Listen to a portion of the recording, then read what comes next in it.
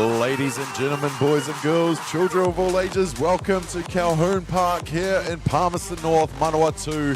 It's the final day of the Trans-Tasman series between New Zealand and Australia. This time on Diamond 1, getting the feature is the U19s.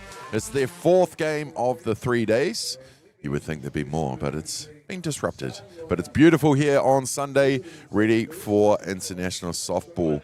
It's the U18s kicking things off for us on the broadcast today. We've already had the U23s out there, and it's time for the U18s to have feature on Diamond 1.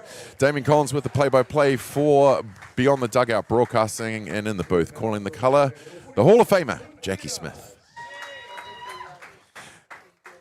Well, we're going to cross to ground announcer Jason Gerbes, aka Chopper, to take us through the formalities in the opening. Today, number 80, Ezekiel Turnbull. At right field, hitting in the sixth spot, number 37, Jonathan Faber. And number 15, Max Hamhow.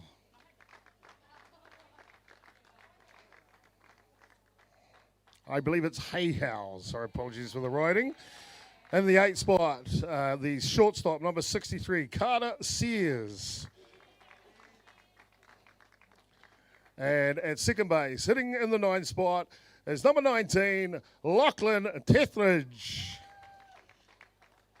A starting pitcher for this afternoon, number 39, Jackson Maluga.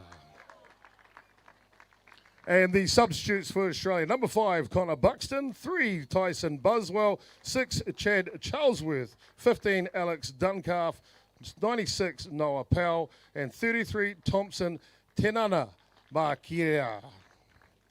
The coaching staff for the under-18s, assistant coaches, Callum Beashall, Jake Reynolds, and the head coach, the magician himself, Adam Rhinefresh. I give you the Australian under-18 men's side, ladies and gentlemen. And now, your home team from New Zealand, coming out of the third base dugout. Leadoff batter, third baseman, number 1, Richard Terude.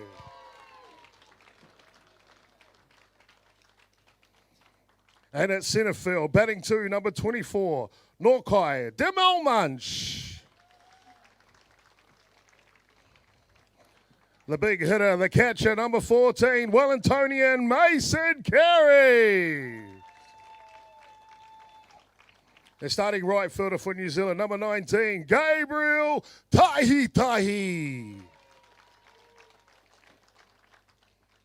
At first base, number 10, Counties Monaco, Cole McWilliams.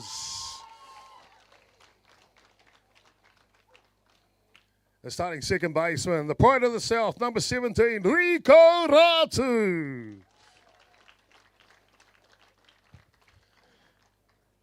And at left field, number 5, Hunter Bailey. Hitting in the 8th spot for New Zealand, the designated player, number 7, Romana Kumaroa. And your starting shortstop for New Zealand, number 3, Joseph Hall. And the starting pitcher for New Zealand, number 15, James McCartney.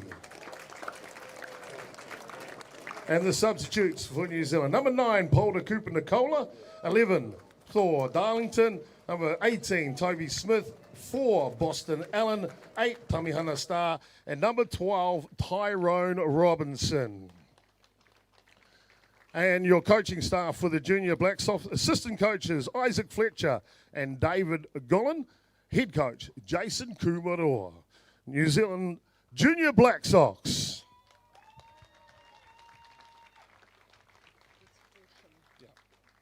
Ladies and gentlemen, I'd now like to announce the officials for this game.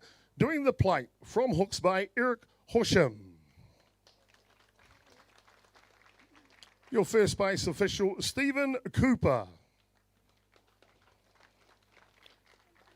And at third base, it's your local boy, it's the local lad, Doug Ool. Official scorers for this one, Lil Nātara, Alison Kingsington, assisted by none other than the chairman of Softball New Zealand, Hoani Lambert. Ladies and gentlemen, if you could please be upstanding and remove your headwear for the playing of the national anthem of Australia and New Zealand.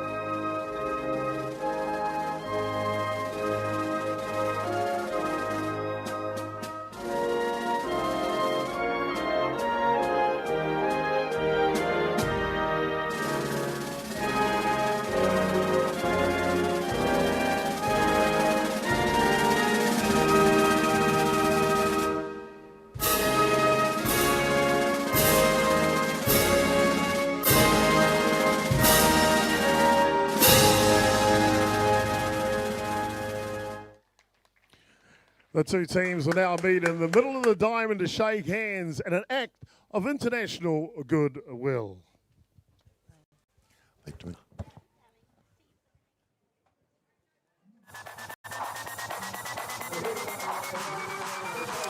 Well, ladies and gentlemen, the formalities are well underway here with the national anthem of New Zealand and Australia. I don't know about you, Jackie. I mean, I would imagine after you wearing the silver fern for many, many years, hearing that anthem before a game gets me started. What about you?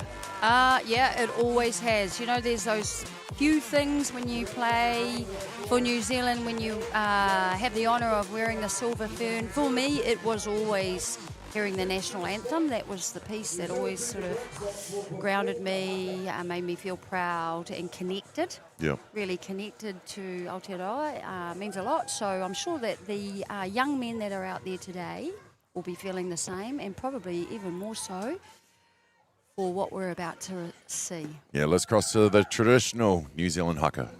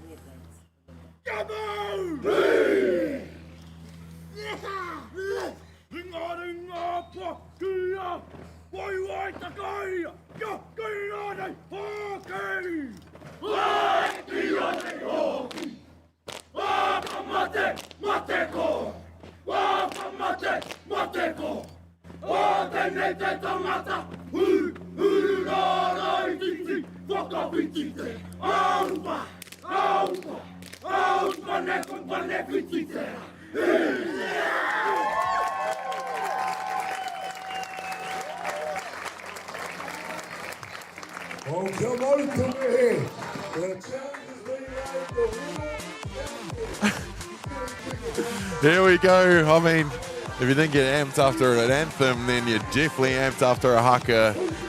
The challenge has been set, ladies and gentlemen. It's game 4 between the U18s, New Zealand and Australia. They're hitting. And we are almost set to go. Sorry about that, Damien. I just got a little bit excited. I don't know what it is about finals day. Yep. No, I'm with you, mate. I'm absolutely with you. There you go, Chopper in the background, getting the crowd amping. Big shoes to fill, whoever's on the mic next. Oh, dang it, it's me. That's you. Well, we are all set. So Australia going to bat first.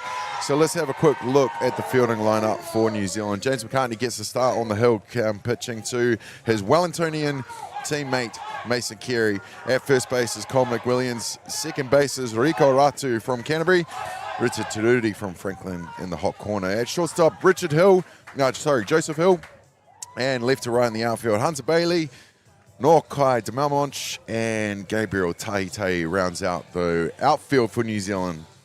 The batting order for this young Australian team in the DP position doing lead off is Austin Gooden, Thomas McCarroll on deck, and in the 3 spot is Flynn Eddards. Blake Turner, Ezekiel Turnbull, Jonathan Fabar, Max Hayhow, Carter Shears, and Lachlan Tetheridge will round out the 9 with Jackson Maluga getting the ball on the hill here for the Junior Steelers. Well, Jackie, we're on day 3. How have you found the last 3 days of this Trans-Tasman series between the 18s and the 23s? Well, it'd be remiss of me if I didn't want to, just from the front, talk about the weather. Oh, okay. Over the last 3 need a weather days, counter. there you go. I bet everyone was saying, oh, I hope she doesn't talk about the weather again. But anyway, it didn't start so well. It got better yesterday. And today is probably the best day, almost perfect, not too much wind. We can see a little bit on the flags. Yeah. Diamond's looking great. Picture. Yeah, everybody's ready, but it's just got that energy and that vibe. Yep. Yeah, that you expect on going into a last day of an 100%. international tournament. You can feel a bit of angst as well from teams and energy and you can see the focus. And real determination, and it's just great, isn't it? I love being at international tournaments on a finals day because this is also when it all counts. Yep. Right, you got to bring your A 100%. game. You got to bring 100%. your A game, and this game here will mean a lot to the New Zealand team if they want to keep alive, if they want to keep in the comp 100%. for the under 18s. They'll have another game at 3 o'clock today. Yep. We know that. So it's 2-1 at the moment. They really need to get this one. Get the W, so that next game will really be a tough competition for both teams. Yeah, 100%. The other 3 o'clock game on Diamond 1 is the best of 5 tied at 2 apiece is the under 23s. But first, we have our future to get underway. It's the Australia U18, the Junior Steelers taking on the New Zealand under 18 side, the Junior Black Sox. We can't wait for this one. James McCartney on the hill. He's going to be pitching to Austin Gooden. Let's go. First offering is a called strike. A caution behind the dish, calling the balls and strikes in this one. We'll get to know our officials throughout the game. Austin Gooden, the designated player for this Australian team. Handy pitcher as well.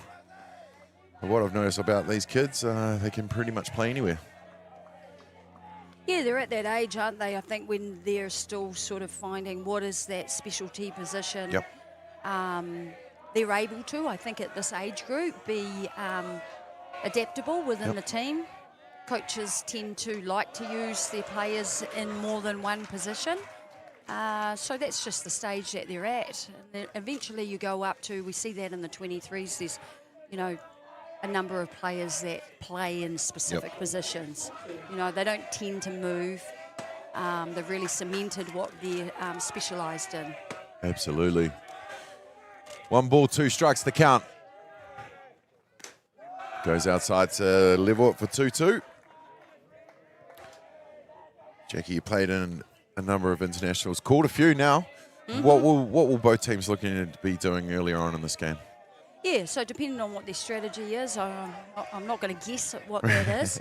Yeah, but as I mentioned at the front end then, particularly for New Zealand, it's going to be really, really important. Gets them on the outside with the KC.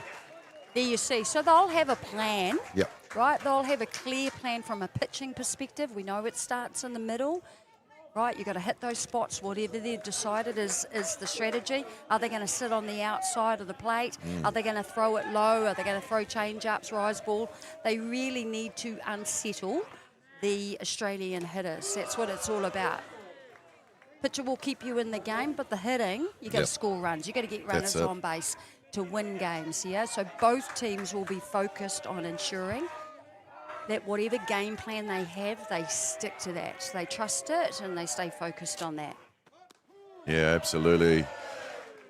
Through the zone, cool strike on that one. So another strike puts Thomas McCarroll, the centre fielder, in the hole. 0-2. McCartney, I caught up with him yesterday. Came and saw me as I was writing up a team sheet. Good to catch up with the young man. Asked him, how you finding the block, mate? Because not many of the young pitchers out here have had this opportunity to pitch off the block or be used to the mat. And he's loving it. Absolutely loving it. He had a little bit of experience over in America in the off-season, where, of course, there's no mats over there. And he loves it because he can jump outwards. Use the whole circle, you know? Yeah, I was just going to say, they must drive off that block too, yeah? Do they get a bit of a push off the block? Oh, he's on fire. He sure is. 5 pitches to the first batter, 4 to the next. And he's already got a second strikeout of the day. Here we see the replay there. And getting that outside of the plate drop ball there. And it just sort of looked like it's dropped and curved away from the hitter, which is exactly what you want. Gabriel Tate in at right field. First offering to Flynn Eddards is a strike swing.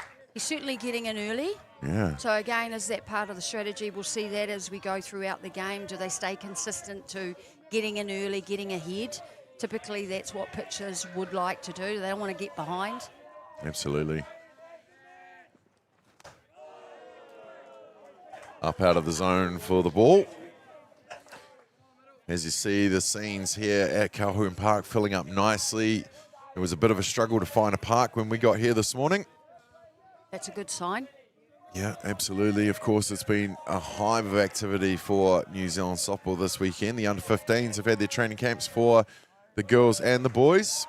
And then, of course, the juniors and the majors. Majors are the 23s here in New Zealand for those international viewers. So it's all go.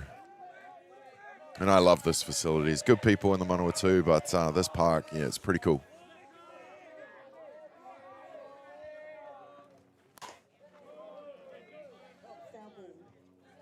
So there we see McCartney just really mixing things up. Yeah, fouled away. We'll take that to 2-2. 2 down here in the top of the first.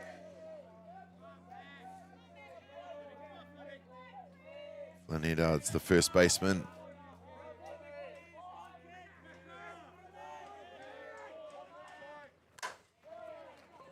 Hit up the middle where Rico Ratu will make a routine play to Cole McWilliams for the first outs, and that will retire the side after a quick 1-2-3.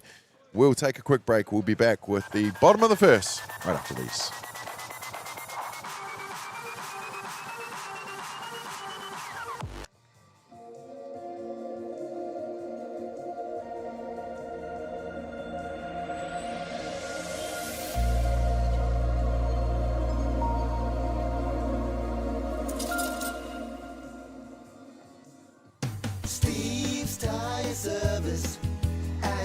Being a Manawatū local, supporting our community is at the heart of everything we do. From the Aoranui Hospice, Just Silch and Replay connecting second-hand sports gear, we make giving back our mission. Thank you for all the great feedback with over 1,500 5-star reviews. It's a great reward for our team that their hard work is acknowledged by our customers. And now with the addition of Order Care, we're a one-stop shop. The team are proud to have grown alongside the community, and with your continued support, we look forward to the journey ahead.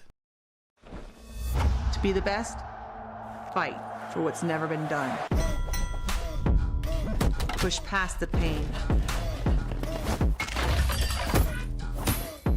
Reach beyond. The pain you feel today will be the strength you feel tomorrow. Someone has to be the best. Why not you? Jack Links presents Messin' with Sasquatch. Watch this.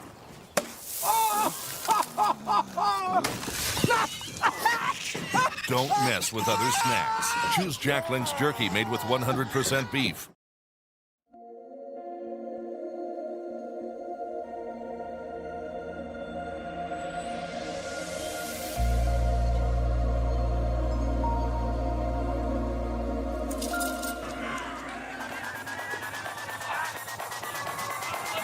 No mai, haere mai. Welcome back to Colquhoun Park. You're watching Beyond the Dugout Broadcasting's presentation of the New Zealand-Australia U18 Trans-Tasman Series. It's game number 4 for these two. 2 wins to Australia, 1 to New Zealand. Getting that all-important win yesterday would have given them a lot of confidence going into the final day.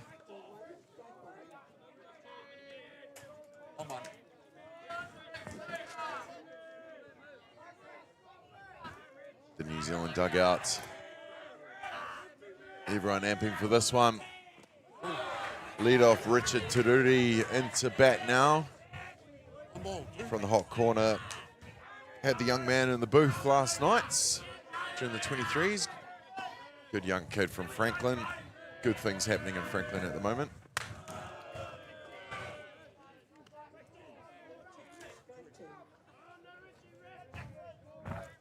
Every kid we've had in the booth over this week, good young men. Good young men. Good young men. Yeah, good, and that's good to see. Passionate about the game. Well, Lots of nice wee mentions about the people. Yeah. The biggest thing about the people that support, right? Yeah, absolutely. Support them and their clubs that they play for. It's it's great to listen to them being grateful. And knowing that there's a lot of people that wrap around them, that up them and support them, yeah? that's exactly it. Well, let's give you some lineouts since we're in the first. Richard Turu with the lead off for New Zealand. Norkai to Malmonch in the 2 spot. Mason Carey batting 3. Gabriel Taitei in the cleanup batting 4. Colmick Williams, Rico Ratu, Hunter Bailey in the 7 spot. Romada Kumaroa is the designated player batting 8. And Joseph Hill is in the 9 spot. Out away from Malmonch. In the outfield, Jonathan Fabar is in at right field. Thomas McCarroll centre and Max Hayhow in at left field. In the hot corner, Ezekiel Turnbull, Carter Shears gets the start at shortstop for this one. Lachlan Tetheridge at second base. First base is Flynn Edards. Behind the dish doing the catching is Blake Turner. And Jackson Maluga gets the ball and the start for this Junior Steelers team.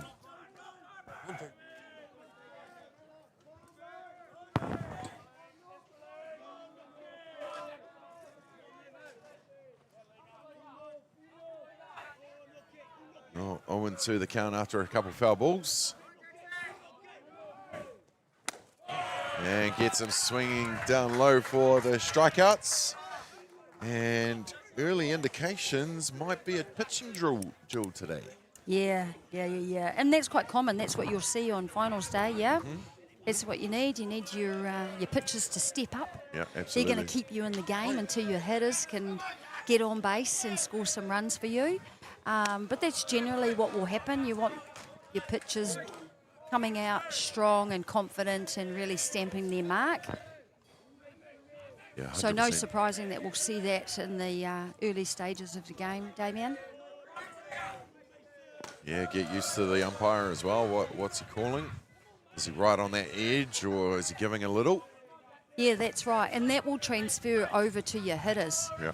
Right, once they know also if your pitchers and your catchers can say and feed that information through the team, they'll say, hey, look, this is where they're calling it. Mason Carey gets a piece, sends it to right field where Jonathan Fabar is under it to make the catch, and that will be the third out. We have one completed in this one with no score. We'll be back right after these.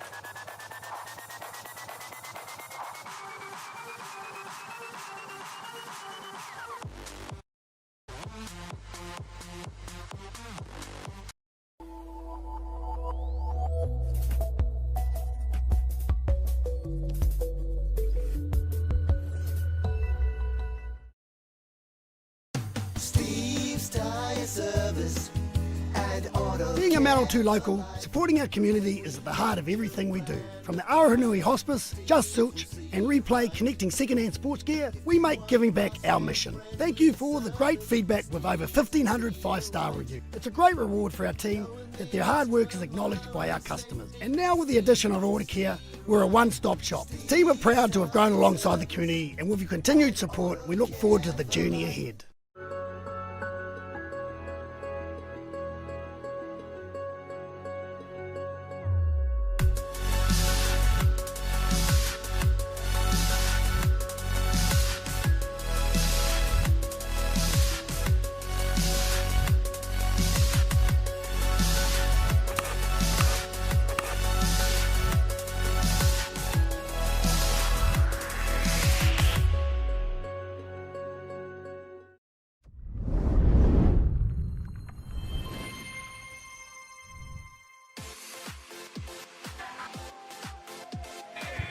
Welcome back, ladies and gentlemen, to Colquhoun Park.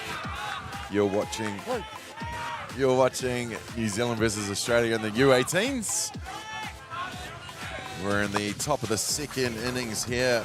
James McCartney with the ball in the middle for New Zealand. And first pitch of the innings is another strike to his tally. Into bat now is Blake Turner, the catcher. Batting in the fourth spot here for Australia. Gets a piece, sending it down to the hot corner. Richard Taruti, who makes the play over to Cole McWilliams for the first outs. Here we see that replay ground ball hit hard to the third baseman, Richard Taruti, as you mentioned. Tell you what, I didn't hold on to the ball for very long. He's not mucking around. Not mucking around in the hot corner, that's for sure. Get that ball over there and get the out. Well, speaking of hot corners, from third base is Ezekiel Turnbull. Mum says it's okay to call him Zeke. Okay, if Mum said, sweet as.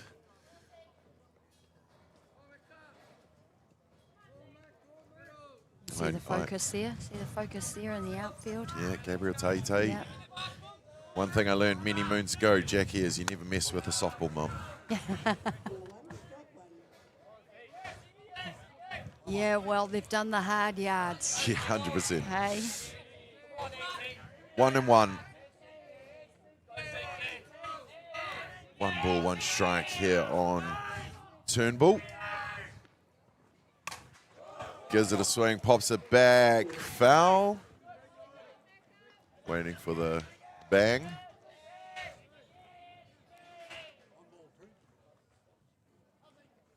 One ball, two.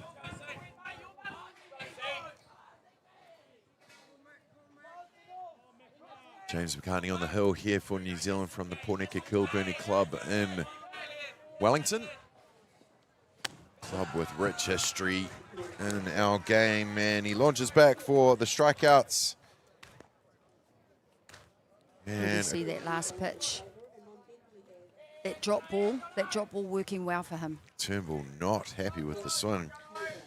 Gives the ground that's your fault. Jonathan Fabar into bat now.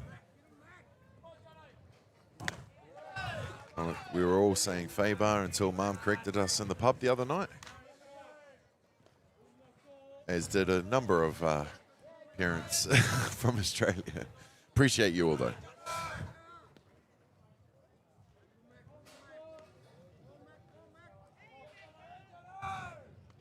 Ball, first offering to Fabar. Inside pitch for the ball as well. 2 balls, no strikes.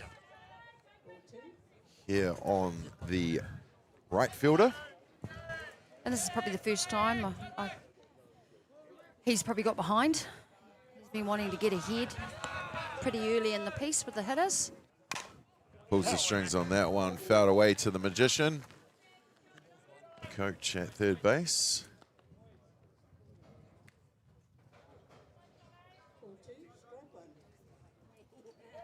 Good to see so many people here watching this one. Grandstands, chocker. The outfield's got the fold-out chairs strung along the fence line. That goes foul down right.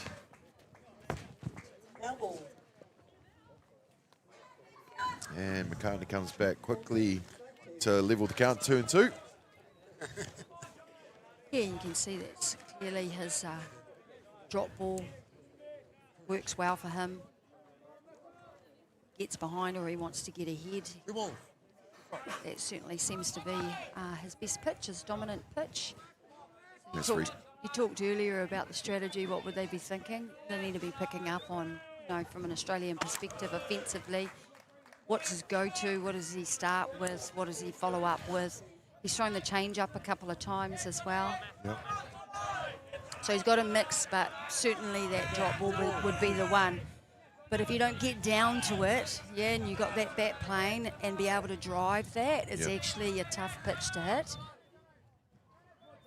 Ideally you'd get a fly ball, maybe, Damien, off that. Well, the first walk of the game. Jonathan Fabar is now safe on first base, and that's going to bring to bat the left fielder, Max Hayhow. Batting in the 7 spots with a runner on and 2 down here in the bottom of the second.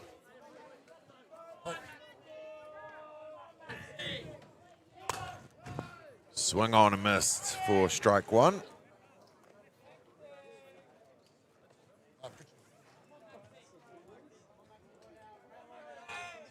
And we see McCartney getting ahead. Here, caution mic'd up there, you can see. So anytime we want to jump into those conversations, we can.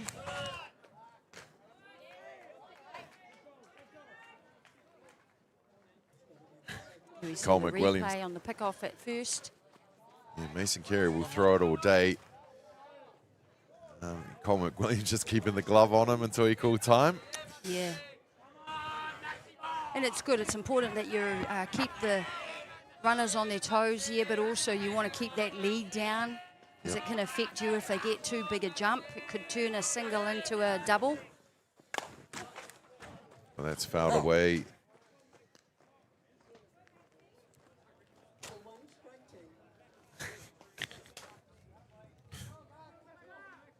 Looks like we're getting a special guest in the booth.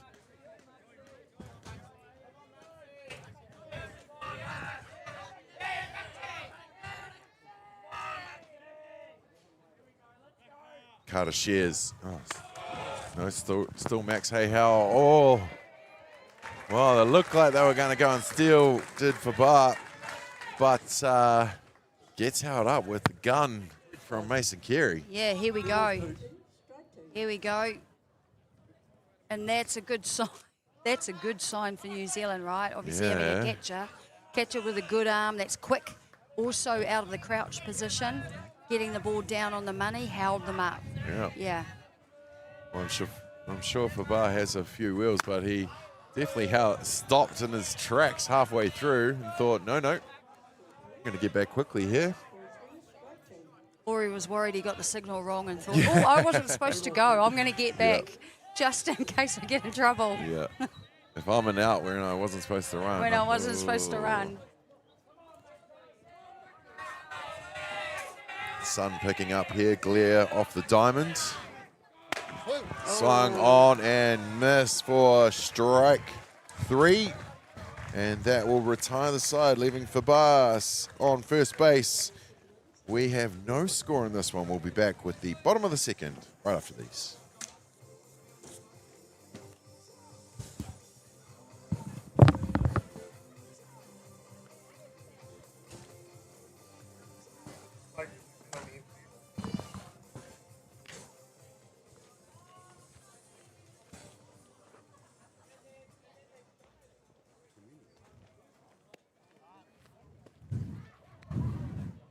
And here we are going into the top of the second. Oh, it should be the bottom of the second. That's where we're at. New Zealand coming up to bat. We've seen a little bit of action here. Australia leaving a runner on base. But New Zealand managed to come out of that inning, leaving that runner left on base. And we're going into the bottom of the second inning. We sure are. Here we go. And into the booth. Joining us at this time, the New Zealand Developing Sox Under-15 boys coach, Stacey Taylor. G'day, mate. G'day, kia ora kora. How are you? Very, Kia very ora, well. Stacey. Mate, it's a hive activity this weekend here at Colquhoun. How you found it so far? Yeah, no, it's been a really positive weekend for us, Damien. Obviously, the weather seemed a little bit tricky. Weather count. We've been talking about that all. We had a flight cancelled from Auckland, so our Auckland boys had to fly to Wellington and be shuttled down, and so we didn't meet till very late on the Friday. But hey, we set some standards and some expectations, and just really happy with the way they responded to everything, the game time, the weather, how we came to the park and what we did. So really happy with the weekend, and not just the softball standard, but the standard of character of our 30-man squad. Oh, awesome. I know a lot of them would have been meeting themselves for a first time, so delay in travel isn't necessarily a bad thing, is it? Yes, because we wanted to do some stuff in the afternoon, so we didn't get a training in. We didn't get to do any of our fitness, which they probably enjoyed. But, you know, that's some baseline stuff that we'll get from them eventually, that we can put in the New Zealand softball database and track them along the way. But, these young men, they came together. They, from the deep south up to the far north, and, they were really good. They gelled really quickly. And then we turned up on Saturday morning and started playing some softball in the rain. Yes, they did. On the grass much as like well. everybody else was. Who was on washing? Old manager Robbo. Robbo's fantastic. Part of our whole kaupapa is that I set the standards on the field and he sets them off. And a really good job of all that stuff. And so one of the things that we speak about is character, and that's character around the diamond, it's character in the dugout, it's character in the kitchen, and so getting a few compliments from those places was really nice. The ladies in the kitchen were amazing for us all week, and so we paid them back by putting our rubbish in the bin and tidying our tables, and that's they just love that. And so that was really cool. Outside of the softball. Yeah, 100%. Stacey, you've been around the game a very long time, and you've got an education background as well. So you coming into this role, how long have you had it now? Say that again, sorry? Yeah, how long you had the role now? This is my second year, so my first full year. Yep. So have you, with those transferable skills with education, have you brought this into the program? Because it starts with the U15s, I guess? Yeah, 100%. I think it even goes right through probably to Thomas's team where, you have to kind of set expectations, you have to kind of get foundational learning. And I know a lot of the players coming through are really, really young, and some of them are there because they're superb athletes and they haven't turned into ball players yet. And so you've really got to not set the bar low, but start at the bottom and work your way up and find where everybody is and start catering for those needs along the way. And easier for me because they're a lot younger, so we can really start at the bottom in terms of softball IQ and where you're supposed to be, what you're supposed to, to the point of how we treat the jersey, which is a big thing for me, never getting to that stage. Is how we treat the jersey. We keep the letters up. We make sure it's at the top of our bags. We don't eat and drink in it. We do all those really cool things. And being able to teach that and see these kids respond to that is amazing. So start at the bottom and work our way up, just like in teaching. Yeah, just like in teaching. Stacey, we talk about that program quickly. What is the correlation between the next step for these guys? Are you involved at all with conversations in the juniors? Like, are they? How's that development transition going up? That pathway, if you will. Yeah, the pathways are there. I know JK and Sevi are very new to the job. It's their first time with the team. Golly and Jono as well. So they're probably finding their feet. In terms of my role is just to get them ready for that next job, that next part of their journey, I guess. by that, you know, setting up all these foundational standards. So when they move into the 18s and they start to head towards a World Cup, they know all these things already. They don't have to relearn them. They can only be reminded and sort of move on. So I guess there's all that. There's obviously the play. You know, we've got to select teams to go away in tournaments. Oh, it's nice hit up the middle. Oh, nice play too. There you go. Well done, Stacey. While he's here, he does a little bit of commentating at the same time. Don't even get him started. He would too. You want to stick around? Yeah, sure. Okay, we'll take a quick break and we'll be back with the top of the third right after these.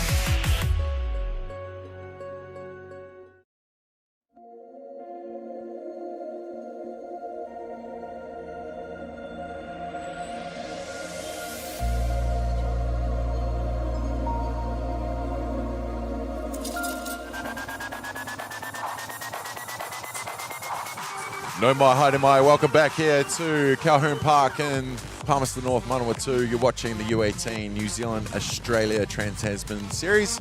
This is game number 4. 2 wins to Australia, 1 to New Zealand. We're in the top of the third. We've got Stacey Taylor, the head coach of the under-15 New Zealand Developing Sox, in the booth, answering all the questions. Yeah, and I'm excited to ask a question. We I talked bet. about Yep. that off air. Tēnā koe, Stacey. So, really interesting kōrero. You talked about the importance of the characteristics and building the culture, understanding the kaupapa. Why are we here? What's our purpose? Yeah, and then the people that surround our players, enough of them to create these softballers. I want to know, when do we start to focus on performance? Yeah, I mean, this is the first part. This is the first part of our high performance program is at 15U level, under 15 level. For us, you know, it's still foundational work. We're talking about the professionalism off the diamond, so that carries to on the diamond. How we, the plays we make, how we respond. Obviously, they're not making these teams if they're not good. Yeah. Yep. So we're getting a lot of, and I think you can attest to this, Jackie, that back in the day we had a lot of ball players. Now we've got a lot of athletes, and we've got to turn our athletes into ball players. And by that I mean, you know, softball IQ. We're teaching our catcher sequence. We're making sure we're working with our battery really well and getting the right people in to do that. We're changing position. So one of the things that I worked on this weekend was putting kids out of position. So they turn up as a shortstop. How do you play first base? Because there's actually a kid here that could be a lot better than you. Or how do you play in the outfield? You know, and our catchers have to be so more nimble and kind of physical these days, where we used to sit with big catchers who could hit the ball and throw the ball hard. Now there's a lot of movement behind the plate, so it's sighting those things, putting them in a position to become better, and also giving them utility value, I think, at this age. So when they move through, they're going to grow, and you know, we don't often see a 6 foot 520 kg shortstop in softball. Maybe baseball, but not softball. So we're looking for these trim athletes who move well laterally. If they don't, we might move them over to the right side of the diamond, or we might put them on first because they have a great glove, feet don't work so well, but you know, we need to keep sticks in the lineup. So we're still looking at all that little stuff that's going on. But yeah, talent identification is paramount. And we're going to get it wrong, you know, and that's a big thing. At this level, parents ask questions. How come my son didn't make it? My son plays here, my son does this. And we actually have to say, well, this is what we identified. We're not going to get it right 100% of the time. That's why we pick big squads, so that we can come and have weekends like this, see them under pressure, see how they react, and see what they can do, so we can pick a smaller squad to go on tour. Yeah, and I think, understanding what you're talking about, and actually throughout the last few days, Damien, you and I have identified, without even knowing, that there are a lot of players that are very versatile, that can play a number of positions, i.e. pitchers.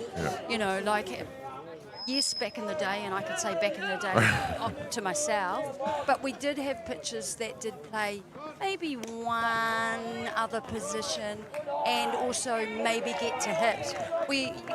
They play all over the place now. Yeah? Well, that's a big thing for us. The way I've seen, I've selected, I want to say 3.5, maybe 4 pitchers who are just pitchers. And I think that's a big thing moving forward. We need to get just pitchers back in our game. Yes. But like you were just saying, Jackie, I've got so many shortstop, second baseman, centre fielders that can pitch and pitch really well. So keeping those guys available, giving them a primary position, you know, at shortstop or outfield, knowing that when we get into games, and it's happened this weekend, we don't have to burn a pitcher. We've got someone there that can come and get 3 outs. They don't have to strike players out. They can throw hard down balls, get some ground outs, get out of the game, and then you haven't burned a pitcher for the rest of the tournament and moving on. But we've got some really big pitchers coming through. So Elijah Markia, Pops, Thomas's boy, he's a big lad, well over 6 foot. It's going to be a unit. Hugo Howes from the deep south, another 6 foot plus who you have come in and just I'm really impressed by both of them. Come out and throwing strikes. They've come out, they've been hit, they've got strikeouts, they've gone through this whole roller coaster of emotions, but just so calm-headed for people so young. And I think if we can keep those two and the next up in the game, then our future's bright in that area. And I know we have good pitchers, but COVID kind of cost us a lot of international pitching, and so you know, Thomas is going to go away with a staff, and I think he's going to have to treat it like baseball, you know, 2 innings here, 3 innings there, and so on. So hopefully getting back to these pitchers that just want to pitch.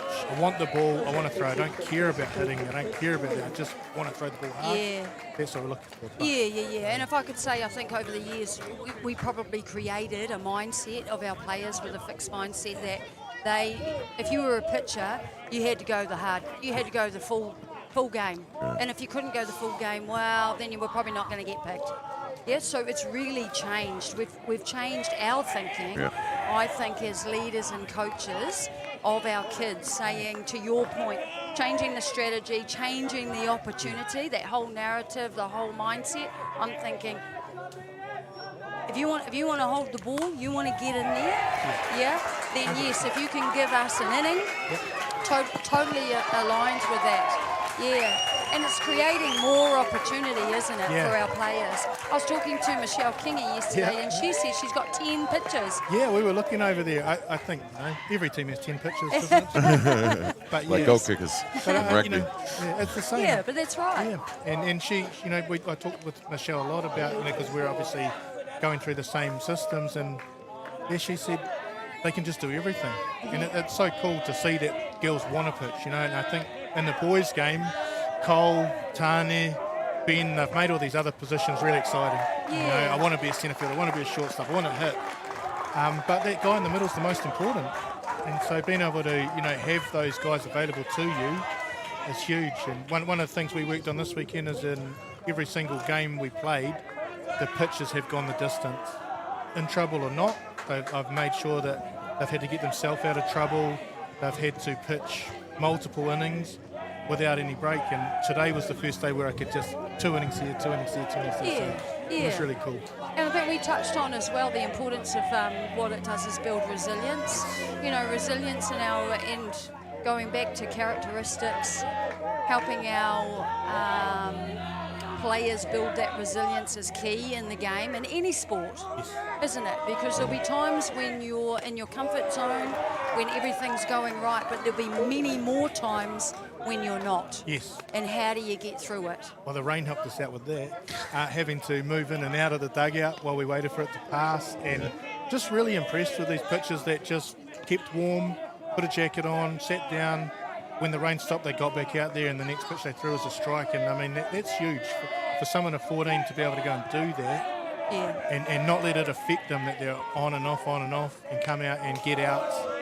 It was really one of those things that we're talking to Robbo and the other boys about, that just seeing the mental strength in such young people was really cool. Nice. Very cool. Nice.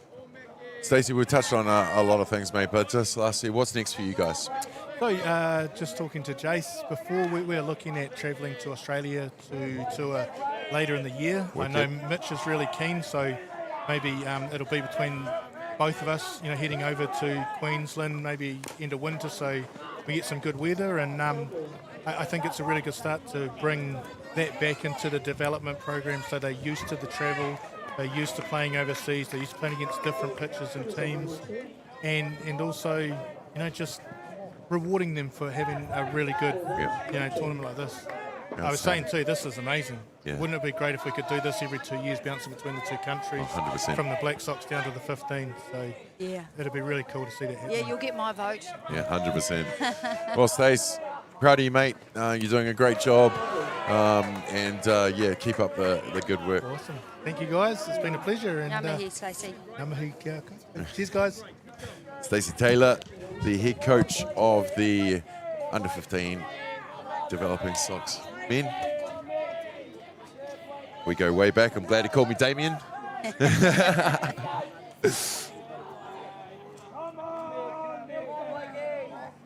Well, back to the action, ladies and gentlemen. We're in the sixth batter of this innings. Australia have opened up with their first run. Carter Shears got a walk and then was moved by the sacrifice bunt from Lachlan Tetheridge, who's been doing that a lot this tournament. Then Austin Gooden stepped up to bat. He was the second out caught at shortstop. But then Thomas McCarroll stepped up and smacked it to right field, where it scored the run of Carter Shears. And then he stood up on two with the double. And then Flynn Eddards got hit by pitch. He's now safe on first. And Blake Turner sees it go through the zone for the third out. And the KC, well, that was good timing to wrap it up. Well, we are going to go to the bottom of the third here. It is Australia 1, New Zealand 0. Back after these.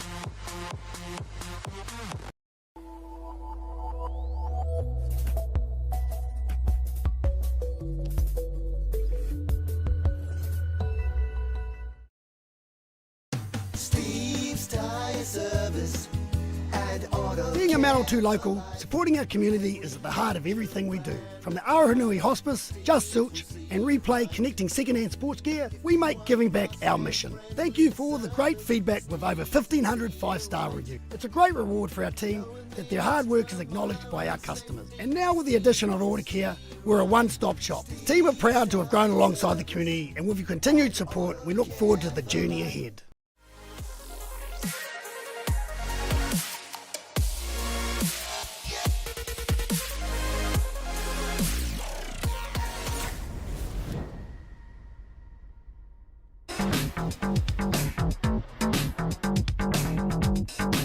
Sometimes, virtual reality begs for more reality. Jack Links is...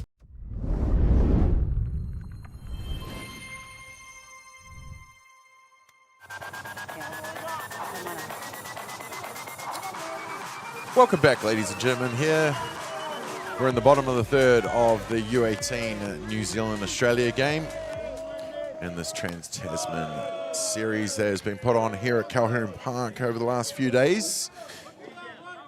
Raumara Kumaroa, the designated player, into bat now. He's batting in the 8th spot. Hits it back to the pitcher. Maluga can't hold it in the glove, and Kumaroa will be safe on first base.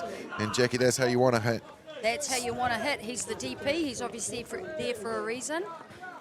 Just couldn't get a hold of that. Maluga on the mound. Been pretty impressed with the pitching fielding this weekend. Yeah, because they've had a lot hit back to them, haven't they? They have had a lot hit back up the middle, and they're not there just to look pretty. We need them as an extra fielder. They're also not just there for pitching, they're also there to help field. But great start by Kumaroa. That's what New Zealand will want. They'll want to bounce back and get that one run back. Quickly, yes. Boston Allen's going to come out and do the running for Kumaroa.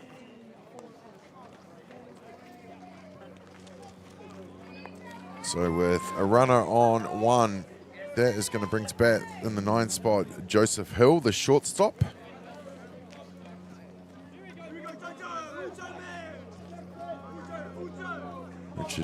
Joseph Hill has been batting very well during the last couple of days.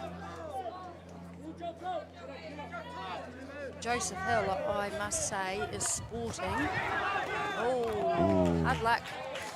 First pitch popped up straight away in first base. Flynn Eddard's catching that. Looked like the sacrifice bunt was supposed to go down, move the runner into scoring position, but unfortunately unable to convert. Yeah, CBC just in the corner there, just getting under the ball, creating that ball to pop up, and an easy out there for Australia. Richard Turudi into bat now. Will swing and a miss on that first one, I think, but the catcher unable to glove that one, so Kumaroa will, Boston Allen will scamper down to second base. And look, I think, without knowing, it just looked like to me that Kumaroa is in as DP, certainly hitting the ball well. Oh yeah, I thought he was safe. Boston Allen gets under the glove, goes sliding into the hot corner 3. On that pass ball, we see the pass ball there and scampering down to third base. Yeah, and just getting under that. Blake Turner behind the dish for Australia, doing well to get it on the bounce off the screen.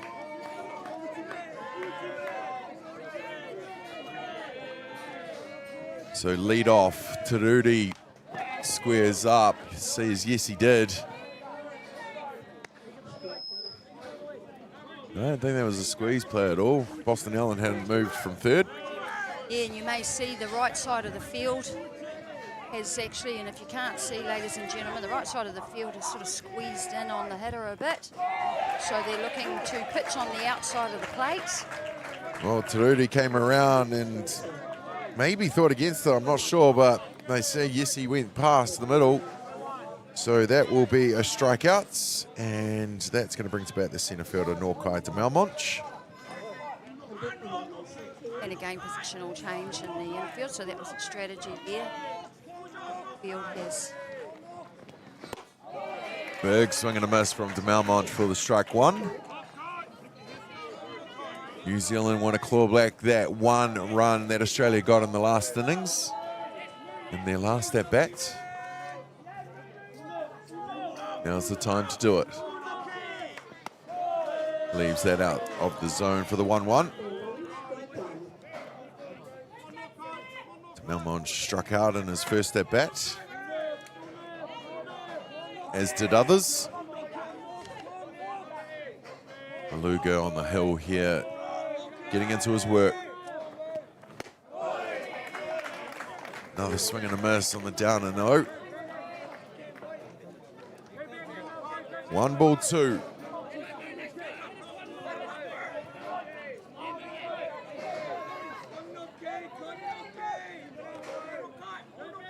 Two down here with a runner in scoring position for New Zealand. Gets a piece centre to right field where Jonathan Fabar makes some ground and the catch to retire the side, leaving 1 runner on for New Zealand. But that will do it. We have 3 completed with Australia leading 1-0.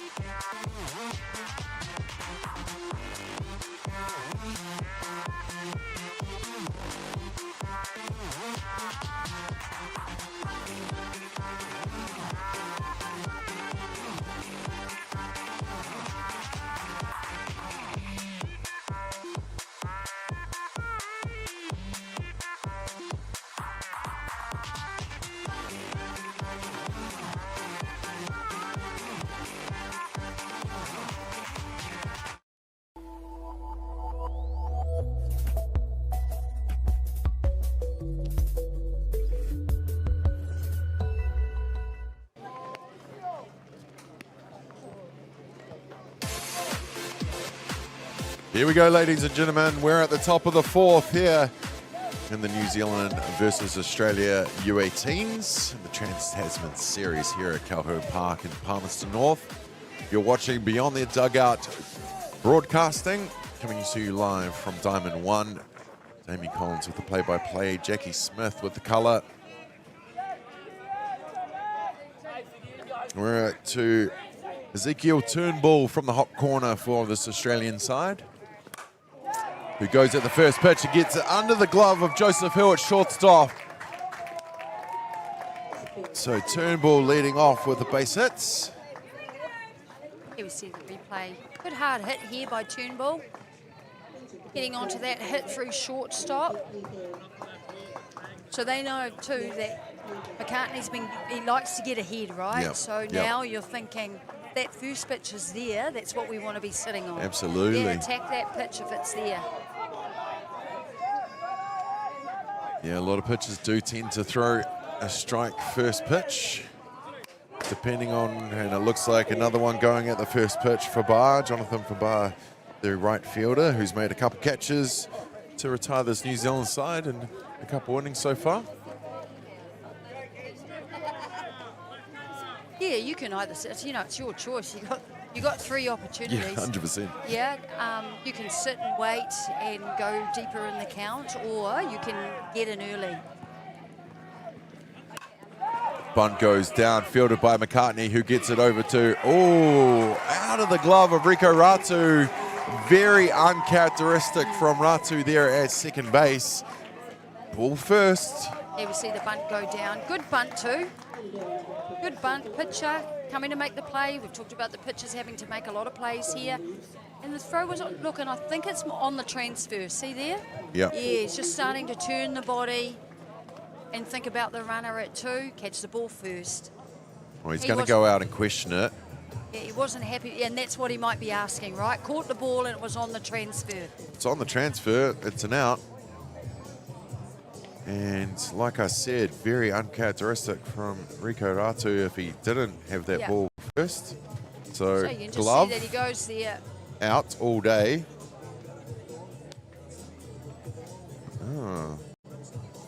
Hard to tell from that angle. The umpire at first certainly was in the best angle, very close. Well, the umpires have come in to have a quick corridor about this. Oh, the umpire mic. Of course. Okay, I'm not going to change points. I'm going to put the outfield fly. Well, there you have it. He ain't going to change his decision. Isaac Fletcher comes out to have a word as well, and umpire runs away. Isaac's definitely to the point sometimes. All right, well, Australia, good start. Have runners on 1 and 2. Max Hayhow into bat now, the left fielder. Struck out on his first attempt, first at bat. That one down in the dirt and off Mason Carey. He'll have to run back to the screen to tidy that up. And Fabar is now safe on second base with Turnbull at third.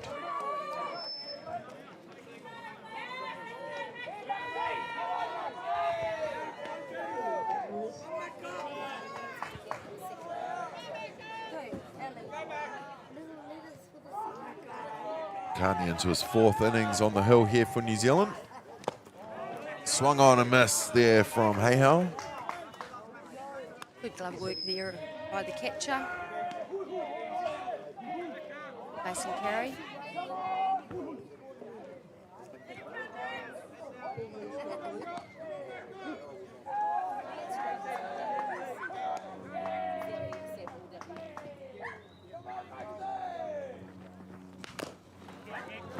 Swung on, and that will go foul, bouncing off the plate.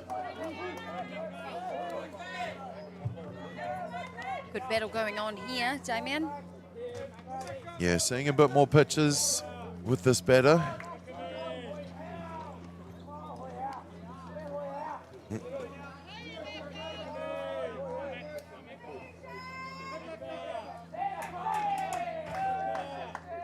1 ball, 2 strikes to the call.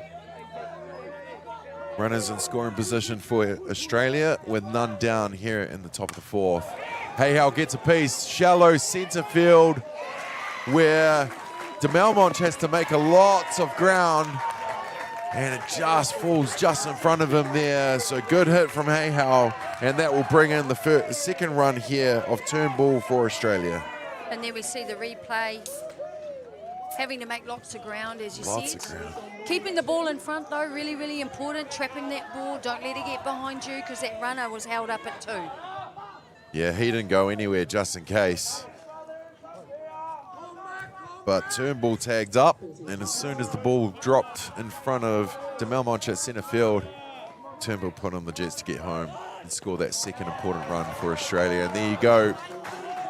1 pitch later, and Australia have 2 more runners in scoring position. And what I've seen over this 18 side over the last couple of days from Australia, you give them an inch, they will take a mile. Absolutely, absolutely. And then here we see just runners on base and applying pressure. Yeah.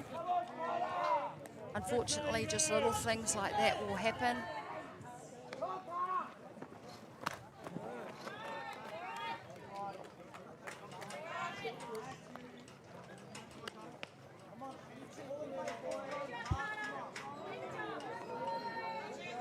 Well, there's a bit of activity in the bullpen with a couple of pitchers warming up.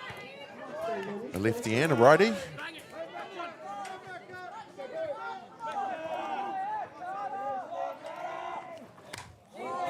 Foul back. Yeah, so we've certainly seen some momentum shift here, haven't we? We have, yep. Australia, they started it off in the last inning, and just continuing in this inning just to apply some pressure to the New Zealand team. But look, they just have to weather the storm. That they do, that they do. They need to get an out here. McCartney pulls the strings, foul back. That'll take the count to 1 ball, 2.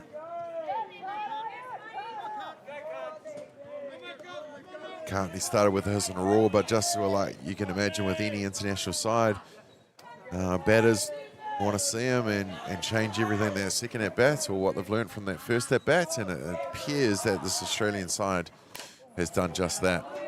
Yeah, so they've adapted to the pitching, or they've talked about it, they've been patient, all of the above when it's required. They've also been aggressive. No, at the start of the inning, they got in early on those early strikes from McCartney. McCartney also, too, just has to trust his field here. That's exactly it. Stick to the plan, hit the locations, and let your field also do some work. Yeah, it's not your under-17 team at club ball, right? You don't have to do everything yourself. You've got the best fielders in your age group in the country around you. Just trust your field. Yeah, that's it. And trust the plan and the strategy. You talked about that very early in the game. And also the process, that your players know what to do and they've got the skills. Absolutely. McCartney just losing the zone a little bit here. Carter Shears, the shortstop, seeing a few pitches. Yeah, and he just needs to push through, right? If he can just get through this inning. We know the New Zealand team, as you said, have got a couple of pitchers warming up. Full house. Gets a piece in here to right field, foul ball. Well, the count's going to remain full. 3 balls, 2 strikes. Here in the top of the 4th. None down with 2 runners in scoring position.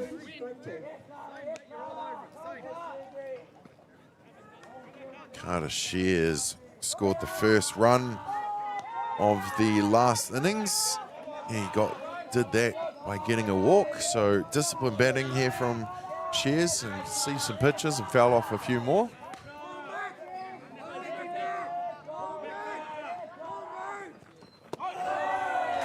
Ooh, just missed that one. just missing the zone there, did McCartney, which will give Carter Shears his second walk of the game. And that will load the bases here for the Junior Steelers. And it looks like the coaches are going to make a, well, if he's not going to have a quick talk, he might actually make a change. No, he's got the ball off McCartney, so that will do it for James McCartney. Giving us 4 innings of work on the hill here. Certainly was work. Certainly was working out there. Yeah, he did. Had good strong start. Yeah, very, very strong. But this quality junior Steelers team here from Australia, and they've shown all weekend long that they can do it. Just got on top of him and having to make New Zealand to make the change. And Toby Smith, the lefty from down south, coming into the game. And that pitching change brought to you by Beyond the Dugout Broadcasting. We'll have a quick break. We'll be back right after these. Come on, Bert.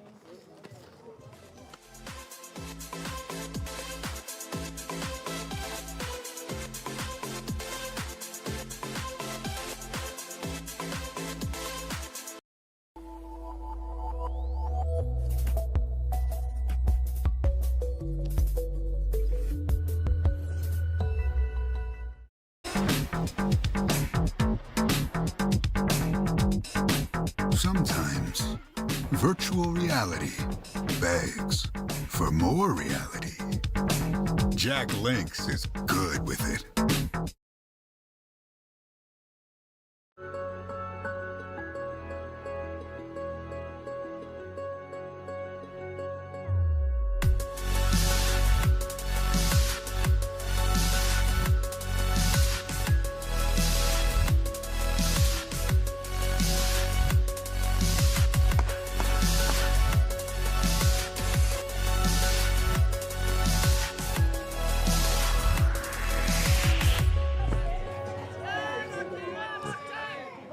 Welcome back, ladies and gentlemen.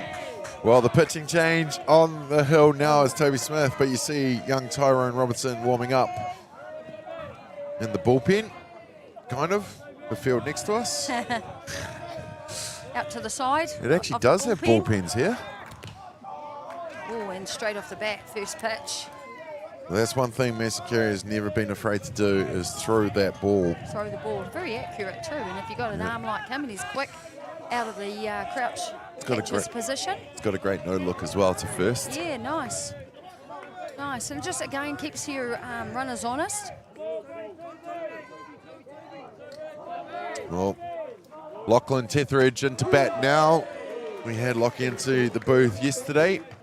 Only been playing the game for about 3.5 years, he reckons. 3.5 years, eh? And here he is playing for his country. Pretty cool. Talked about how he's happy and pleased. He's made the shift. He's enjoying it. Played a lot of baseball growing up and a bit of AFL.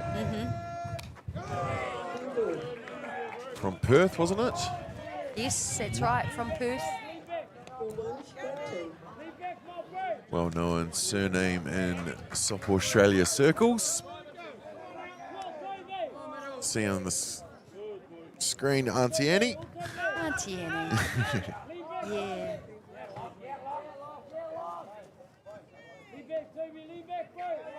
The Toby Smith.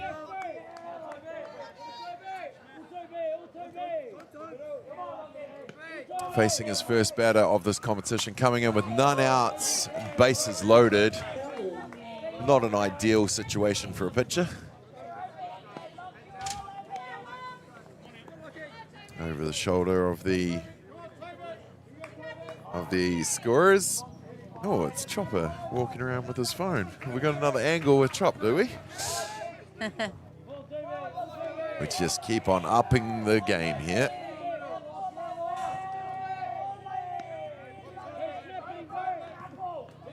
New Zealand really want to get an out here. Tetheridge been hitting the ball sweetly. He gives that a hack to left field. Australia will tag up and score their third run. Well, I tell you, that Tetheridge kid, he can put back to ball. The sacrifice plays he's been making throughout this tournament have just been awesome. And then we see that replay really getting onto that pitch, driving it to left field. Runner at 3 is going to tag up and score on the catch. Well, Jonathan Fabar is the third scorer of this game here. And now that's going to bring to bat top of the order Austin Gooden with 1 down and runners on 1 and 2. Outside pitch from Toby Smith for the first ball.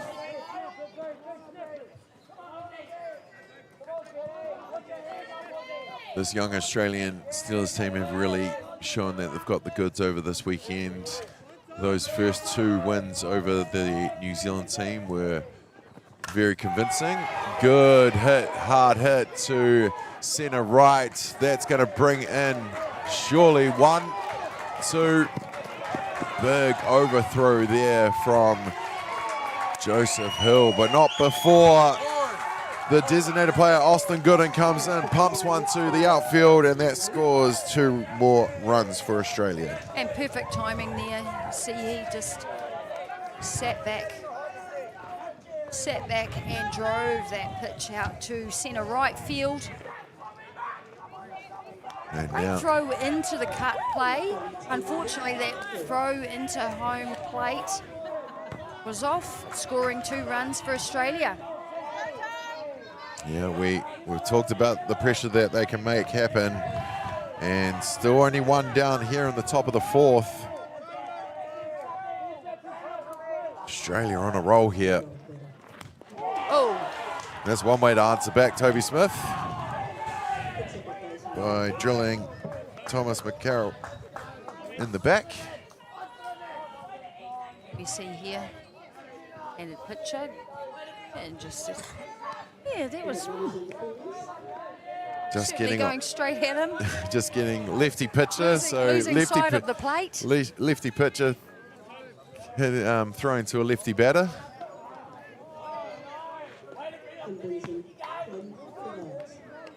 And they're certainly on a roll at the moment, aren't they, Damien, the Australian team? Keeping the momentum going.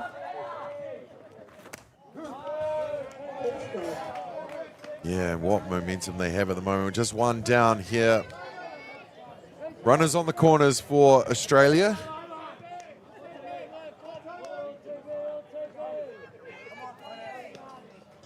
Toby Smith into his 4th batter of this competition. They go for the out and just throw it to the outfield. Unfortunately, Mason Carey with that cannon of his, just a bit too much power, sending it over Joseph Hill and Enrico Ratu. So that will score another one for Australia. 6 runs to 0. And let's welcome into the booth our second guest of this competition from the WBSA, Kathy Kerr. G'day, Kathy. G'day, Kathy. Nice to see you. Likewise. How are we adjusting? It's been a hectic one for you. Yeah, it hasn't been too bad. The weather's always a bit of a challenge, but we're here at the end of the day, and that's the main thing. Put that on the weather count. We have maybe mentioned it a couple times already. But what? First time at Colquhoun? No.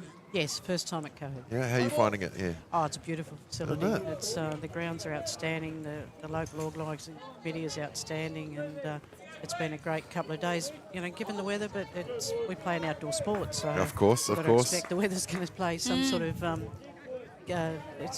contribute to our sport somehow. So.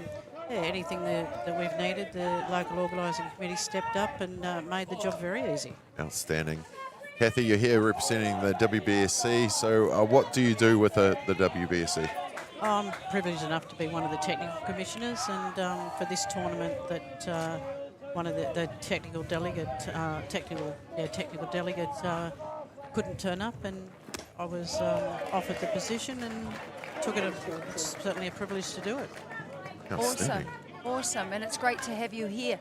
Now tell me, for our listeners at home, you're obviously from another country, and so where exactly are you from? Yeah, I'm from Sydney, Yeah. So it wasn't too far to come over. Wasn't? Yeah, no. So it's just it's actually closer to come here than it is to travel to Perth. So. Yeah, yeah. And well, actually, we were just talking about Lachlan Tethridge, who his family's from Perth. He told us a little bit about them. So, in your role with the WBSC, do you get to travel a bit to a number of tournaments, though? I haven't long been doing it. I went to the Group B qualifier last year in Prince Albert in Canada, and that was certainly a great experience. And yeah, so when you talk about the technical role, again, just for people listening, what exactly are you responsible for when you're at one of these tournaments? What makes a successful tournament for the WBSC? I think everybody working together, but the role we have is to ensure that the WBSC protocols are adhered to, game goes on time, and in the end, everybody's happy. Yeah, that's the way I look at it. Yeah, fantastic. And so WBSC is World Softball Baseball Confederation. How does that all work? How does the softball and the baseball confederation work together? Well, they're obviously the governing bodies, WBSC, and everything is working intertwined. There's sort of no separate bodies anymore, and they all work. They bounce between events. The WBSC staff, from my understanding, bounce between different events. So it's all working and adhering very well. Yeah, it's pretty awesome, isn't it? And I just asked that, Kathy, because back in my day we weren't combined. No. Yeah, it was quite different. But since we have been, I think it's great. I'm fortunate to still be involved, not as a player, but as a supporter, volunteer, and obviously now broadcasting. But it's great to have such a supporting confederation world. Yeah. And I think all the protocols they've got in place, it's only to basically ensure that the sport is presented in the right way. And I think that comes down to the players, to broadcast, to the officials. I think it's a wide range of people that make the sport, what it is. Yeah. So apart from the ballpark, have you had a chance to get around Palmerston North or? No, unfortunately not. Not with the. That's usually what happens. Yeah, I think in Prince Albert I saw 3 roads. Right. Just turned right out of the motel, right at the casino, and then left into the street the ballpark was on. So it's been a little bit similar here. A couple of the drivers take a different way. I've seen a little bit more of Palmerston North. Depending on which route they take. Yeah. Fantastic. Well, Kathy, thank you so much for coming in and joining us in the booth and everything you've done over the last few days. Been awesome having you here, and what's been happening has been great. No worries at all. Thanks for the time. Thanks, Kathy. Kathy Kerr, the technical commissioner for the WBSC here at the Oceania qualifier. Few foul balls, but this one's going to be popped up. And Rico Rasu makes that play. But ladies and gentlemen, Blake Turner was the last out. Ezekiel Turnbull would have been the next batter. So 9 batters were faced in that innings with 4 runs scored, 1 left on. Australia lead this one 6-0. We'll be back with the bottom of the 4th right after these.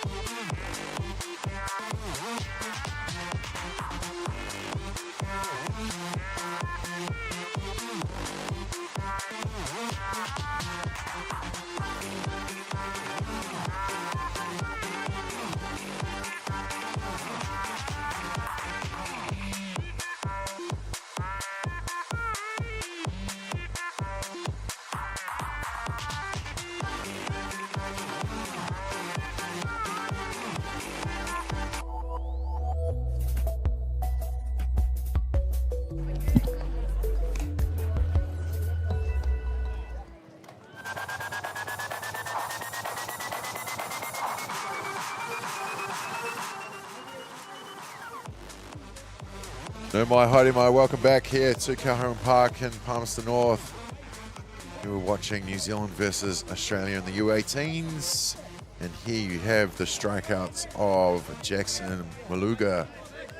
There's been a few of them.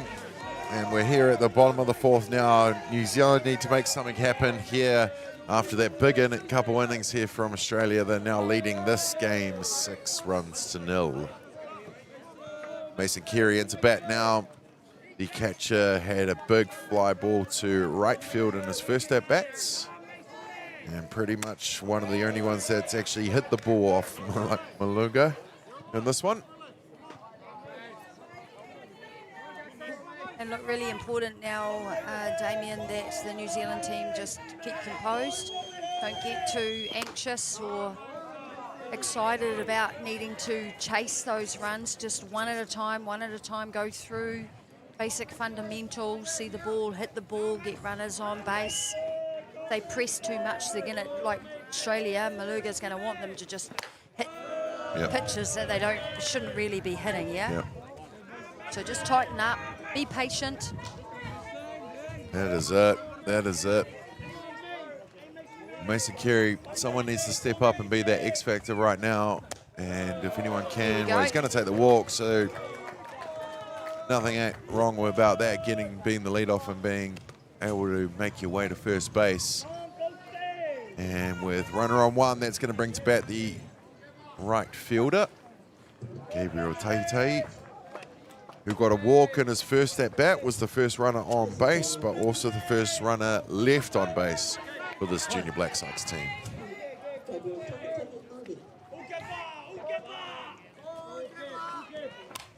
Taitei goes at the first pitch, fouls that one back.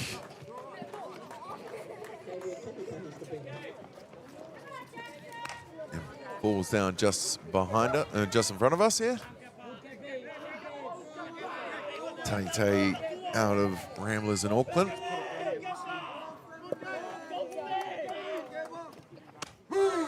Sees that one, clip the zone for the strike called. So the next piece here, which is important for New Zealand, is they need to be hitting together. Yeah. So hit for your team. That's it. Everyone has a role to play here, so they've got a runner on base. They need to move that runner. Caught looking at that one. He did indeed. Bat sat on the shoulder and saw it go through the zone for the strikeout called.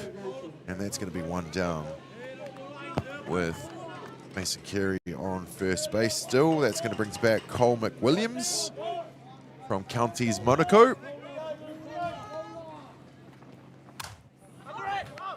Off speed there from Maluga, popped up from McWilliams, caught by Fabar in right field. Mason Carey tags up and doesn't go anywhere. And that's a quick 1-2. 1-2. And I think someone's going to come out and run for Mason. Yeah, we saw him when he was going up. There was a replay there. And he just took a little bit of a breath at the first base after walking up to first. So it looked like he was, without knowing, struggling a little bit. Cole McWilliams now on first base. That's going to bring to bat the second baseman, Rico Ratu. And that change also just gives Carey as the catcher the break, right? Got to get the gears on. He's been doing the hard yards behind the plate there. They do indeed. They do indeed. Ratu fouls that off. Young man from Canterbury. Real talent to watch in this country.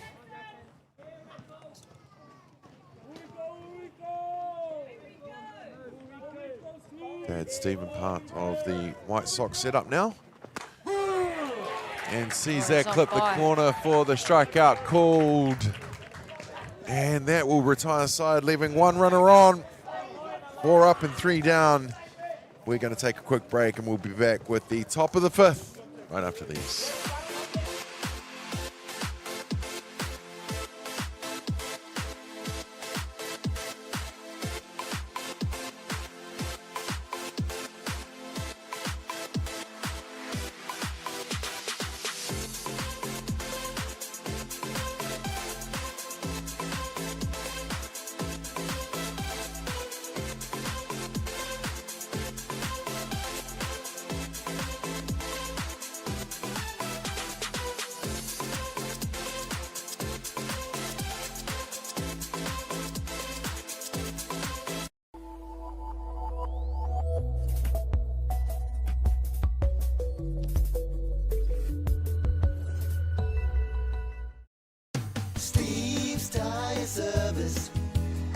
Being a Manawatū local, supporting our community is at the heart of everything we do. From the Aoranui Hospice, Just Silch, and Replay connecting second-hand sports gear, we make giving back our mission. Thank you for all the great feedback with over 1,500 five-star reviews. It's a great reward for our team that their hard work is acknowledged by our customers. And now with the addition of Order Care, we're a one-stop shop. The team are proud to have grown alongside the community, and with your continued support, we look forward to the journey ahead.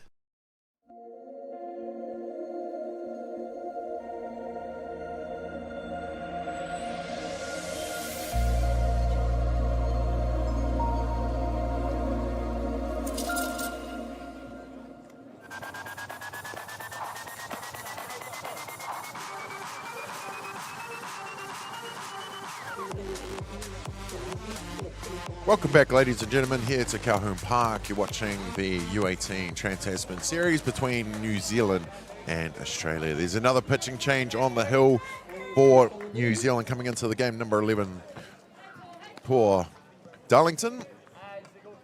It might be Thor when you're looking at it on paper, but it's pronounced Tor.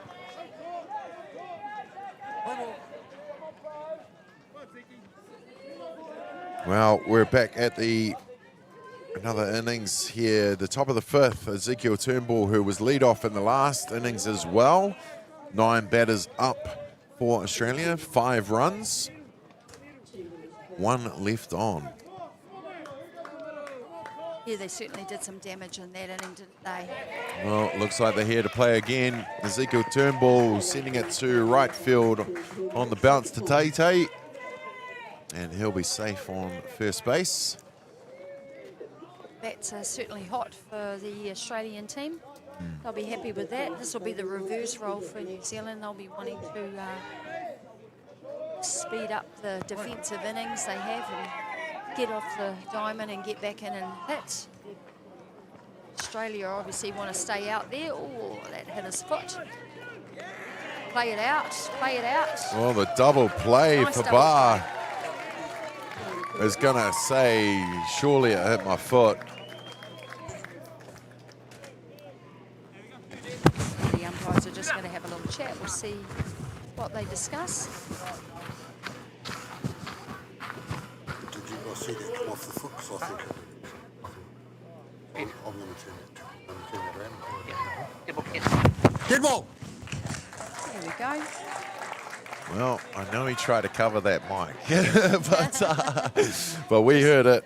Yeah, just tried to, just gets a different view, get the support of his base umpires. It clearly went down and hit his foot. And Nice now double play there, Isaac though. Fletcher's going to come out and have a word. Yeah. Look, we've made it. No, I'm just asking. So probably I know rain. it's a fucking judgment. And we'll come back to us.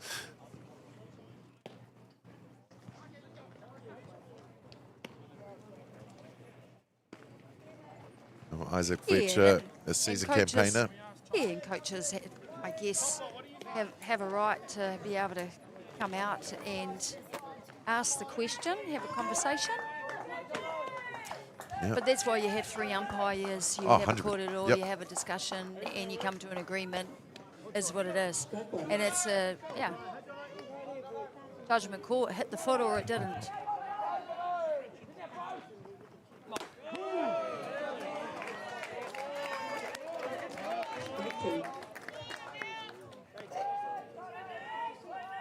Well, for Bar, hit into a double play, but did go off his foot.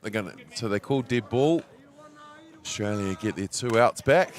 This goes up the middle and just out of reach of the middles. Joseph Hill couldn't get to it in time. Ball is thrown. Right, they called obstruction. But the runner didn't attempt to run, so he's safe on third, and that's why the coach was screaming, go, go, go. Go, go, go. For those watching at home, if you do get obstruction, you've got nothing to lose by trying to get to home, because if you're out at home, then you're not. You're safe. Yeah, because they've called the obstruction, Yep. yeah. They call it nice and early with the arm signal. Yeah. But this is interesting, though, right? Because you can see why the coach would have come out and Yeah. had a discussion, 100%. questioned the double play, because straight after the double play, you get a hit up the middle, and this is what happens. So. Yep, Fabar now, hit into a double play, now standing on second base, heading into a stand-up double. De Melmont with the cannon from centre field to third. Tururi unable to make the grab. The runner held up anyway, so Australia with runners on 3 and 2. None down here on the top of the 5th. New Zealand do not want Australia to get that 7th run. Goes up to left field, tagged up does Australia. They hit the cutoff. So Turnbull safe at home with his second crossing of home plate in this ball game. And then Hayhow is the first out by being caught by Hunter Bailey in at left field. And there's your replay. Fly ball out to left field. Coming up with the catch and cut by shortstop. Well, one down and a runner on 2. That's going to bring to bat Carter Shears, who's been walked in both his last at-bats and also crossed home plate twice. Carter Shears, the shortstop here for the Junior Steelers. On the hill toward Darlington, the third pitcher for this New Zealand side. And they have a 4th warming up in the bullpen. Wonder how many times he gets called Thor. Yeah. A lot, because I heard Chopper say it before. Yes. Yep. Not a bad name to have either. No, what is it, God of Thunder or whatever it is? Yeah. Pulls the string, and that's going to hop into left field. Hunter catch. Bailey, no, gets it on the bounce there. So Shears will be on base for the 3rd time out of 3 in this game. And with 2 runners on, one down here in the top of the 5th, that's going to bring to bat another dangerous batter for this Australian U18 side in Lachlan Tetheridge.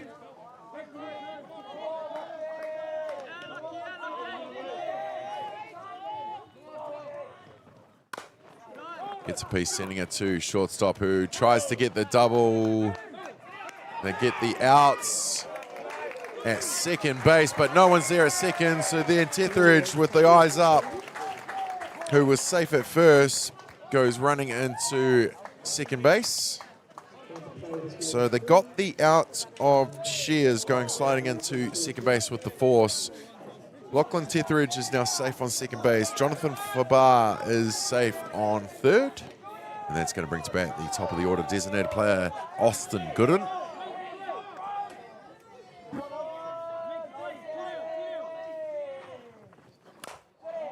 Goes at the first pitch, hits that foul. Well, he struck out looking in his first at-bat, was caught by the shortstop in his second, and then had a great triple, hit a great triple to the 8-9 spots, which started that momentum. Got a couple more runs in the top of the 4th, sorry. Yeah, and they're going at anything that's close here. Yep. They're pretty aggressive with the bat at the moment. Here we see that replay there just in the corner of your screen. Taking the out on the force at 2. Yeah, even that was very close. And Tetheridge was safe at first, and then saw that after that play at third base, second left open. Trying to take some pace off that one up in the zone. Big foul ball there from... Yeah. You see they're chasing. Yep. The strike zone's got bigger for them now, right? Yep. They've got runs. They've got a bit more confident. Hey, we can open up here. We'll have a go at anything that's close. Yep. Or that I think that I can hit. Yep. Yeah?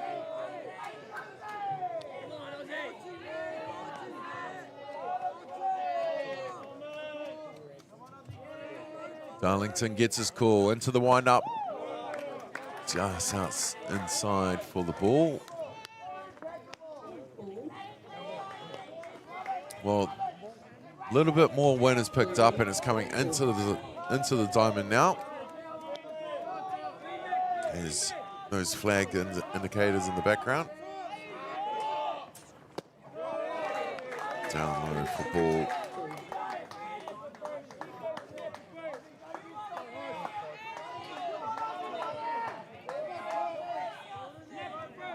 Austin Gooden.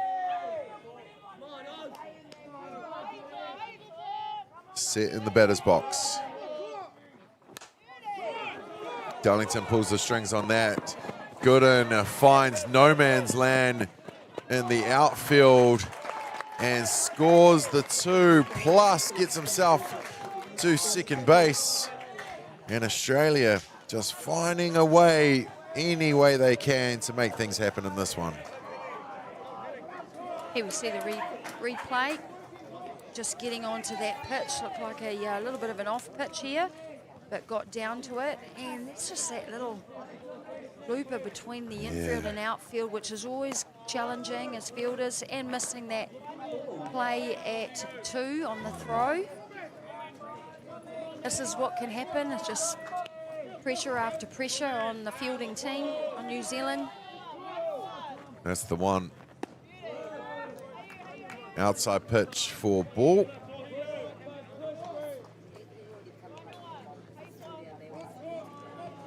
Well, Australia up here in the top of the 5th, 9 runs to 0. So we're well into run rule now. New Zealand will have to get a couple runs in there at bats to continue this game on. But first and foremost, they need that 3rd out to happen.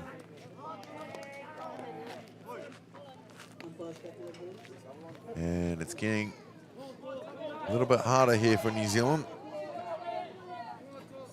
Thomas McCarroll here, the centre fielder, struck out looking in his first at bat. Got a hit to right field and then hit by pitch. Popped up back to the clubhouse or the car park. Or both. Or both.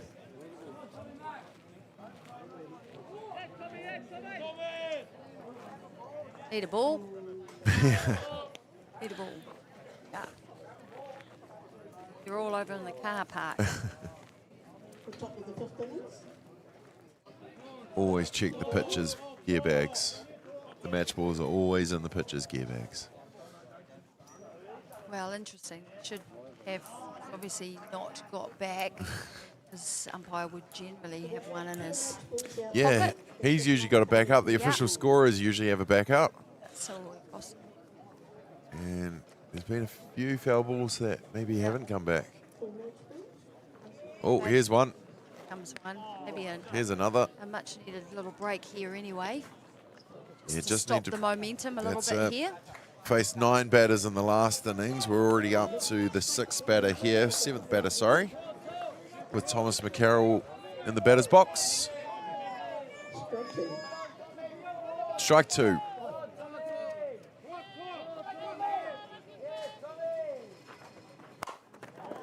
And dribbler back to Darlington on the hill, who makes the play over to McWilliams for the 3rd out, but not before Australia add another 3 runs.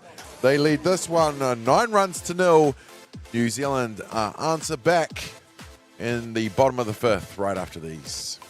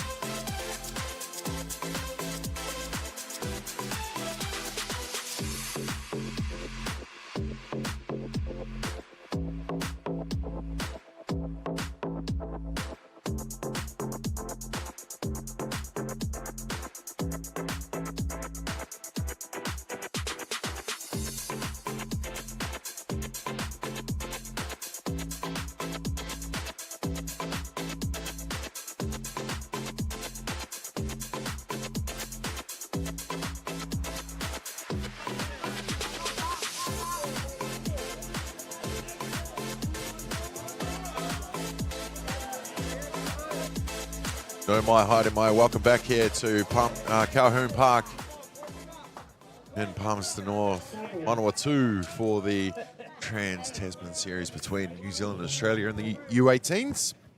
This is game number 4, with Australia got the lead in the series 2-1.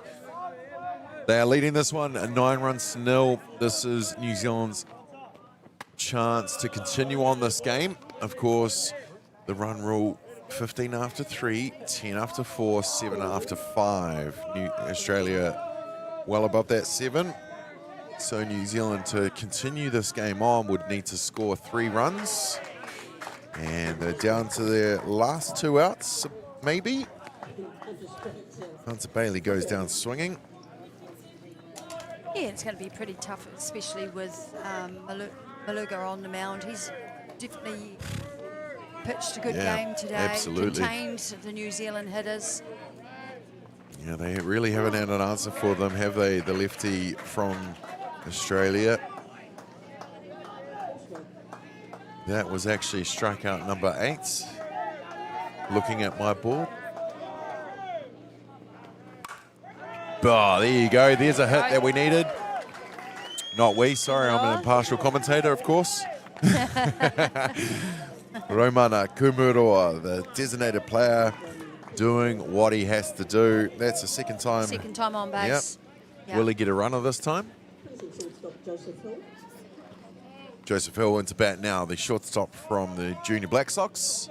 Yeah, you see there, I was getting through when he last got on base. It looks like he's got just a little bit of a tweak to the knee, and they replaced him. Just giving it a little shake again, so maybe they will replace him, maybe not. Well, Stad. Wow, just outside again for the strike called. Really getting that corner is Maluga here. Oh, yeah. The junior Kiwis, Junior Black Sox, not really having any answers for him at the moment. Oh, hit into first base, could turn the double, but they don't. So Kumuroa, yeah, you see he does have a bit of a knee problem there.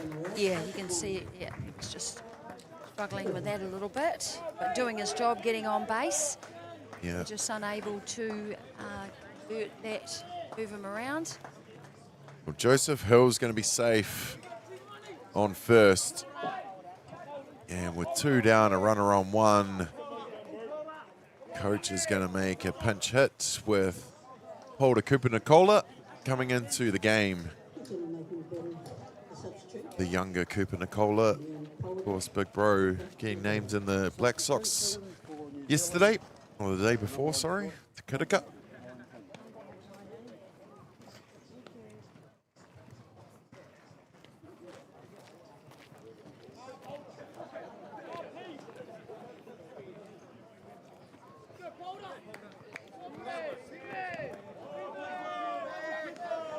Opportunity here for Cooper Nicola to create something.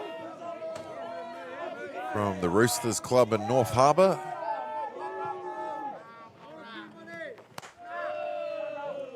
Another good kid that's in our game coming up.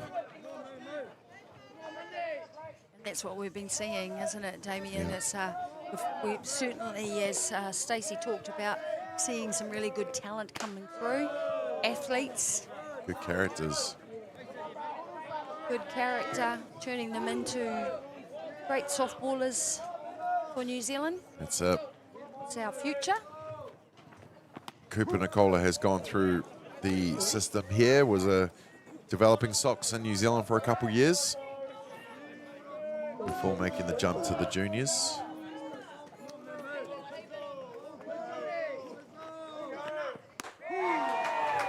Oh, gets him looking with that one. And now New Zealand in a tricky position here with 1 runner on, down by 9 in the bottom of the 5th. 2-2 count. And he goes down swinging, does Cooper Nicola, and that will retire the side and end this one here with 5 innings completed.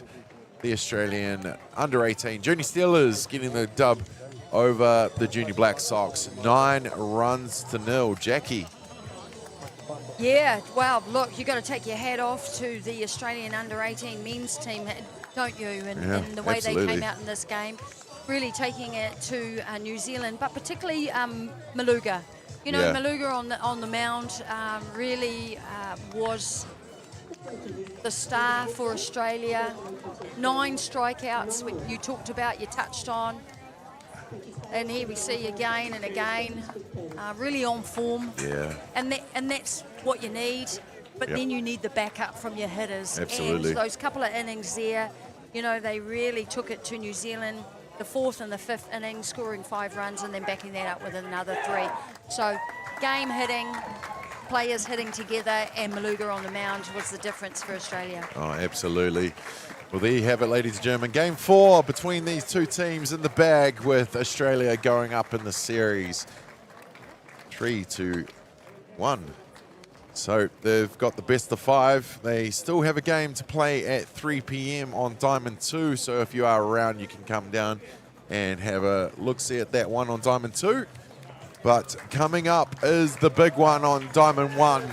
It is the New Zealand under-23s taking on the Australia under-23s. They are tied at 2 apiece.